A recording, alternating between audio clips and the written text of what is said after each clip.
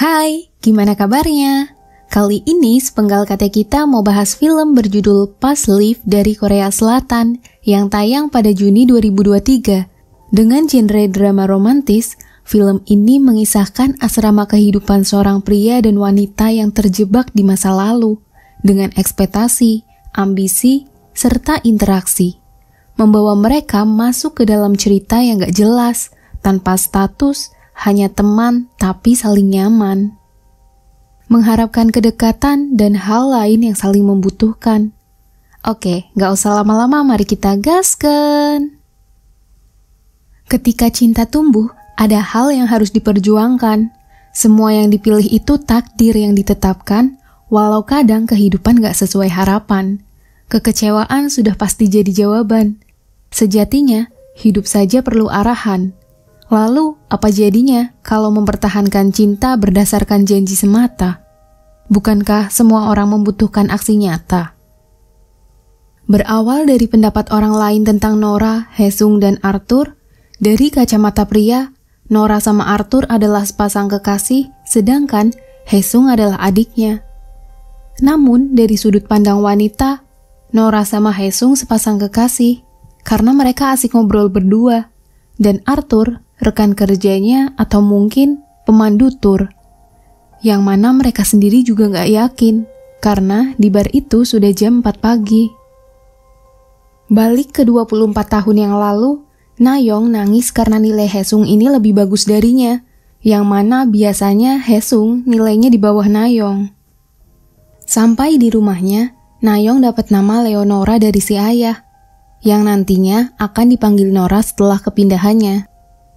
Di mana Nayeong bilang ke ibunya kalau dia suka sama Haesung. Berharap dewasa nanti mereka akan menikah karena saling sayang. Ibu yang lagi siapin paspor keluarga jadi ngajak Nayeong untuk ketemu Haesung yang terakhir kali. Ke taman bermain, ibu Haesung sama ibu Nayeong ngobrol tentang anak mereka yang saling membicarakan satu sama lain. Ibu Nayeong juga pamitan untuk terakhir kali. Walaupun menurut Ibu Haesung, pekerjaan ayah Nayeong sebagai sutradara dan Ibu Nayeong sebagai artis sudah cukup menjanjikan di Korea itu. Yang mana Nayeong sama Haesung masih asik main berdua, dan mereka balik bersama. Beralih ke sekolah, Nayeong bilang ke teman-temannya kalau ia akan pindah ke luar negeri agar ayahnya bisa mendapatkan penghargaan sebagai sutradara. Haesung cuma diam, dan mereka pulang bersama. Tapi pulangnya kali itu beda. Haesung cuma bilang selamat tinggal, lalu pergi. Mulai terbang, mereka ke pusat imigrasi untuk ngurus kepindahan mereka. Waktu berlalu 12 tahun kemudian, para tentara berlatih. Ada Haesung di sana, dan di sisi lainnya, Nora melakukan rapat dengan penulis lain. Kemudian, Nora teleponan sama si ibu. Mengira Haesung jadi pengacara hebat karena waktu kecil bisa nutupi insiden ngompolnya. Sekarang ini Nora tinggal di New York, seorang diri untuk ngeraih mimpi. Nah, dari sini aku jelasin ya, Nora itu Nayeong. Nayeong nama Koreanya dan Nora itu nama Inggrisnya gitu. Lalu, lihat di halaman Facebook film ayahnya, Haesung tanya kabar tentang Nora yang juga ingin menemuinya. Panggilan sama ibu berakhir, Nora jadi mengirimi pesan ke Haesung, di mana Haesung ini lagi kumpul sama teman-temannya, dan pesan masuk jam 3 pagi waktu Korea. Esok harinya, setelah sadar, pesan itu dibaca ulang. Lanjut makan, Haesung terlihat lebih bersemangat. Mulai coba menghubungi, saling tatap muka, tanya kabar, mereka terlihat bahagia. Yang mana Haesung ini mau panggil Nora dengan nama Koreanya, yaitu Nayeong. Nora mengizinkan. Mulai dari sana, mereka jadi tahu kegiatan masing-masing. Yang mana Nayeong sekarang sebagai penulis drama, dan Haesung masih lanjut studi di teknik mesin. Ingat masa lalu, Nayeong ini cukup cengeng, tapi beranggapan setiap dirinya sedih, Haesung selalu ada di sampingnya dan menemaninya. Cuma setelah pindahnya itu, setiap Nayeong nangis gak ada satu orang pun yang peduli dengannya. Mulai dari itu, Nayeong gak pernah nangis lagi. Senang saling ngobrol bersama, rasa canggung tetap ada. Mengungkapkan rasa kangen, hari-hari mereka jadi lebih berwarna. Layaknya orang yang jatuh cinta, panggilan itu terus berlanjut tanpa kenal waktu. Nora jadi menanyakan kapan Haesung akan datang ke New York. Beralasan untuk mendalami bahasa Inggris, Haesung malah jawab kalau ia akan ke Cina untuk mendalami bahasa Mandarin. Tapi, yang namanya hubungan jarak jauh yang mengandalkan internet, jaringan gak selalu stabil. Dan waktu di kampus, panggilan masuk. Nayeong menghubungi, bertanya kapan rencana Haesung menemuinya di New York. Haesung jawab akan menemuinya dalam waktu 1,5 tahun. Nayeong bilang kalau setengah bulan lagi, kemungkinan besar ia akan ke Seoul. Minta mereka berhenti komunikasi sementara waktu sampai mereka bertemu. Nayeong memaparkan kalau keberadaannya di New York itu untuk sebuah pencapaian mimpinya yang jadi sedikit berantakan. Di scenes ini cukup greget sih, karena secara nggak langsung Nayeong yang kerja sebagai penulis sudah meluangkan waktunya untuk terus bersama. Tapi di sisi lainnya Haesung nggak terlalu paham sama kode yang dikasih Nayeong. Kalau sebenarnya Nayeong ini mau mereka ketemu secara langsung. Panggilan berakhir, mereka sama-sama sedihnya. Setelahnya, pergi ke sebuah tempat, Nora pilih ruangannya. Meninggalkan jejak namanya, di kereta, Haesung lihat ada 2 sejoli yang asik sendiri. Masuk ke bar, mereka merayakan Haesung yang akan pergi. Yang mana seorang pria tiba. Nora ambil minum dan melihatnya. Saling berkenalan, pria itu bernama Arthur. Menjalani hari bersama, Haesung mulai penerbangan ke Cina. Yang mana Nora ini ngomong tentang In-yun. Menjelaskan dalam kepercayaan Buddha Korea, In-yun berarti ketetapan Tuhan atau yang kita sering dengar itu takdir. Meyakini reinkarnasi, sebuah hubungan itu berawal dari 2 orang asing yang saling berpapasan, bersentuhan tanpa sengaja, karena pasti ada sesuatu di antara mereka di kehidupan sebelumnya. Menjelaskan kalau sampai menikah tandanya ada 8.000 lapisan yin-yang pada mereka, yang artinya lebih dari 8.000 kehidupan sebelumnya mereka sudah berinteraksi. Bertepatan dengan Haesung yang ketemu wanita di Cina, yang mana Nora ini sebenarnya gak terlalu percaya sama yin-yang. Tapi yin-yang itu sebuah rayuan yang biasa orang Korea gunakan. 12 tahun berlalu, Nora sama Arthur sudah menikah. Menjalani hari berdua, mereka ini sama-sama seorang penulis. Masih bersama, Arthur ngerasa Nora beda hari itu. Nora jadi bilang kalau Haesung akan datang ke New York untuk liburan. Ke Korea, Haesung lagi ngerayain harinya sebelum pergi ke New York. Tapi cuaca menyebutkan akan ada hujan badai. Dan bener aja, waktu tiba di New York, hujan terjadi. Menikmati hari sampai hujan berhenti, Haesung berdiam diri, dan Nayeong tiba. Saling berpelukan, mereka yang lama gak ketemu itu cukup canggung, tapi juga senang. Gak tahu harus ngomong apa, yang jelas ada rasa bahagia yang terpancar. Lanjut jalan bersama, di kereta mereka saling tatap mata tanpa bicara. Setelahnya, Nayeong ngomong kalau sebelum nikah dulu ia sempat ke Korea, bahkan mengirimi email agar mereka bisa ketemu. Tapi Haesung gak bales email. Cukup kecewa, tapi waktu udah berlalu. Haesung jadi minta maaf, ia curhat kalau dirinya lagi galau. Yang mana sekarang ini hubungan sama pacarnya lagi gak jelas. Memaparkan kalau dirinya anak tunggal dan si pacar juga anak tunggal, Haesung pikir kalau menikah, maka penghasilan Haesung harus lebih besar dari pacarnya. Dan Haesung ngerasa kalau penghasilannya sekarang ini pas-pasan. Mereka lanjut nikmati sekitar. Nayeong bilang kalau suaminya tahu Haesung datang ke New York, dan Nayeong juga cerita tentang keluarganya yang menerima Arthur dengan sangat baik. Nayeong jadi menyarankan agar Haesung memikirkan matang-matang sebelum menikah, menjabarkan kalau orang perfeksionis kayak Haesung akan lebih sulit memahami. Karena menikah itu menyatukan sebuah hubungan seperti menaruh 2 tanaman dalam satu pot, yang mana akarnya itu harus terarah agar tetap bersatu, tumbuh, dan jadi indah.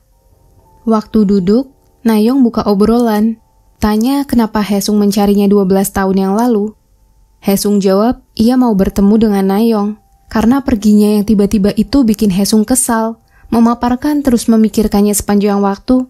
Nayong paham, lalu bilang kalau dulu mereka masih bocah. Bahkan 12 tahun lalu waktu berhubungan melalui Facebook, mereka juga masih terlalu bocah. Namun sekarang mereka sudah sama-sama dewasa. Balik ke rumah, Nora langsung ngobrol sama suaminya. Bilang kalau Arthur benar, Haesung ternyata datang ke New York untuk menemuinya bukan berlibur.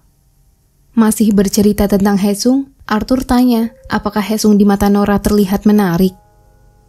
Nora menjelaskan kalau Haesung adalah teman kecilnya, tapi masih nggak nyangka berpisahnya jarak dan waktu buat mereka bisa ketemu secara intens, yang mana logat Korea Haesung ini sangat kental dan bikin Nora jadi kangen sama kehidupannya di Korea. Sedikit cemburu karena istrinya bahas terus tentang Haesung, Arthur jadi tanya kepulangan Haesung. Yang dijawab, Haesung akan pulang lusa pagi. Setelahnya, Nora lihat Arthur kayak marah. Arthur bilang gak ada hak untuk marah, karena Haesung cuma teman masa kecil yang selalu ada di samping Nora dan di setiap waktu. Malam hari mau tidur, Arthur tiba-tiba ketawa sendiri. Lalu tanya, kehadirannya itu sebenarnya bisa bersaing dengan masa lalunya atau enggak. Paham dirinya adalah penghalang cinta di antara mereka karena takdir yang ada. Arthur ingat pertama kali mereka bertemu, di mana sama-sama lajang, saling penasaran, coba berhubungan, sampai akhirnya menikah. Merasa cocok satu sama lain, mereka ini sama-sama penulis yang bisa berbagi ide untuk kebutuhan pekerjaan. Nora jawab kalau mereka adalah takdir yang ditetapkan, gak ada kata salah atau perumpamaan lainnya. Arthur coba memahami, ia ngerasa sedikit tenang dengan jawaban Nora. Meskipun Arthur tahu, setiap malam Nora selalu ngelindur dengan bahasa Korea yang gak dipahaminya. Hal itu yang bikin Arthur jadi belajar bahasa Korea. Sebenarnya selama ini, Arthur itu pingin tahu apa yang ada di pikiran Nora. Saling memuji dan berterima kasih karena mensyukuri hadirnya satu sama lain, mereka tidur.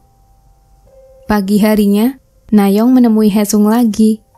Mereka antri untuk masuk ke kapal wisata sambil ngobrol tentunya. Haesung tanya tentang pencapaian apa yang Nayong mau dapat untuk sekarang ini. Karena selama kenal Nayong, Haesung paham semua cita yang Nayong punya pasti berhasil diwujudkan. Di atas kapal, mereka masih menikmati indahnya kota New York. Mengabadikan momen, juga menikmati hari. Setelah bermain seharian, Nayong ajak Haesung ke rumahnya. Di rumah disambut baik Arthur. Mereka coba menghargai satu sama lain. Arthur menyapa menggunakan bahasa Korea, sedangkan Haesung ini menjawab dengan bahasa Inggris. Cukup canggung, akhirnya Arthur ajak mereka makan malam bersama. Jalan ke restoran untuk makan. Arthur buka obrolan. Nora jawab kalau mereka habis naik kapal feri. Haesung bilang pemandangan dari kapal itu sangat luar biasa. Arthur menimpali kalau dirinya belum pernah naik kapal wisata itu. Nora gak terlalu ingat dan janji lain waktu akan mengajaknya pergi. Setelah makan malam, mereka lanjut menghabiskan malam di bar. Lokasi yang ada di awal cerita. Di sana mereka ngobrol banyak. Haesung menceritakan masa lalunya waktu militer dulu, tapi berhubung terbatas dengan bahasa, Nora jadi penerjemah di antara mereka. Cuma obrolan itu jadi asik berdua, di mana Haesung ini bersyukur karena Nayong pindah dari Korea dan jadi wanita sempurna sesuai dengan apa yang diharap. Bersyukur juga bisa bertemu Nayong lagi. Haesung bilang kalau Arthur terlihat sangat mencintai Nayong. Tapi Haesung juga bilang ada perasaan yang menyakiti hatinya pas tahu Nayong juga begitu cinta ke Arthur. Nayong masih menanggapi biasa. Dan Haesung bersuara lagi, waktu 12 tahun mereka berhenti komunikasi, tiap hari ia selalu mikirin Nayong. Nayong jadi bilang, waktu itu dia juga merindukan Haesung, tapi Haesung udah punya pacar. Di mana pertemuannya kali itu bikin Haesung berpikir ulang. Apa jadinya kalau 12 tahun yang lalu Haesung udah datang ke New York dan menemui Nayong?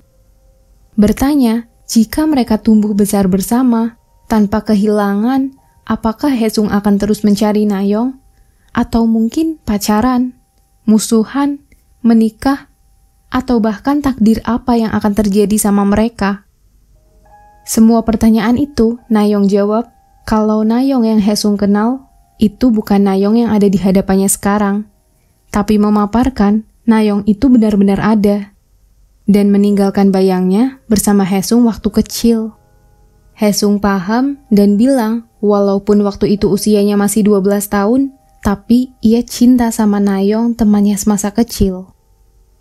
Membahas soal Inyan, Nayong menjelaskan mungkin di masa lalu mereka memang pernah bertemu, tapi Inyan tidak berpihak sama mereka berdua. Haesung rasa Inyan Nayong memang bersama dengan Arthur. Masih membahas kehidupan di masa lalu beberapa abad sebelum mereka terlahir kembali, percakapan mereka ini cuma berdua aja tanpa melibatkan Arthur.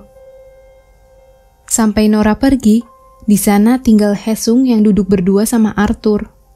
Buka obrolan tentang Inyan, Arthur sudah paham. Karena awal kali ketemu sama Nora ini bahas perihal Inyan yang dipercaya orang-orang Korea. Balik ke rumah, Haesung langsung pamitan untuk pulang ke Korea. Nora mengantarnya, mereka cukup canggung. Karena diam terus, sambil nunggu Haesung jadi tanya, kalau waktu bisa diulang dan mereka tetap hidup bersama, kira-kira sekarang mereka jadi apa? Nayong cuma bilang gak tahu. Dan Haesung bilang selamat tinggal. Sama persis kayak waktu kecil sebelum Nayong meninggalkan Korea. Mobil pergi, Nora kembali. Berjalan sendiri ke rumahnya, Nora ini tahan nangis. Sampai lihat suaminya yang nunggu di depan rumah, tangisan itu berhasil pecah di dekapan Arthur. Nah, jadi gitu ceritanya, dan begitulah cerita film Past Lives. Terima kasih sudah menonton. Bye-bye, salam sepenggal kata kita. Bye!